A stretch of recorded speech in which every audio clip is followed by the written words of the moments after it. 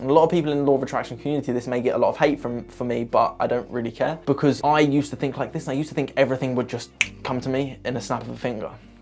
A little backstory of myself: I originally quit my job as a builder, dropped out my plumbing course 3 months towards the end, and was convinced 100%, like when I say convinced, I've never been more convinced in my life, that I would drop out, I would put a couple of £1,000, and I think it was like £1,500, £2,000 into a trading account, Forex. I would trade it and I would make millions. I was convinced. You couldn't have told me otherwise, because I was just 100% set on it, and it didn't happen. But it was the best thing that never happened. That's something I want to encourage you.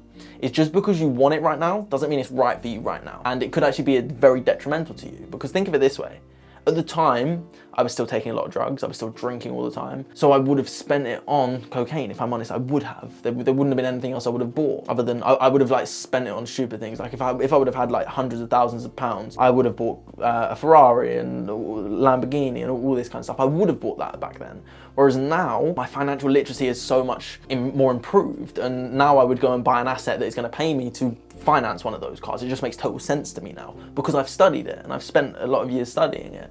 I'm not saying I'm a genius, I'm by far not a genius, but I understand how to live financial freedom, and that is buy assets with the money you earn, so that when you earn the money from your assets, you then buy the luxury, so that for whatever reason, if you can't work tomorrow, you've still got money coming into your presence to yourself. If I would have had the money back then, I would have spent it on useless things, and I would have made myself bankrupt. And you hear all these stories. Young guy makes loads of money, spends it on Ferraris, Lamborghinis, ends up losing his career and goes down the drain, ends up becoming a Binman. And nothing wrong with Binman. It's a very reputable job, and you can actually earn quite a lot of money doing it. But it's the idea that it's around literal trash.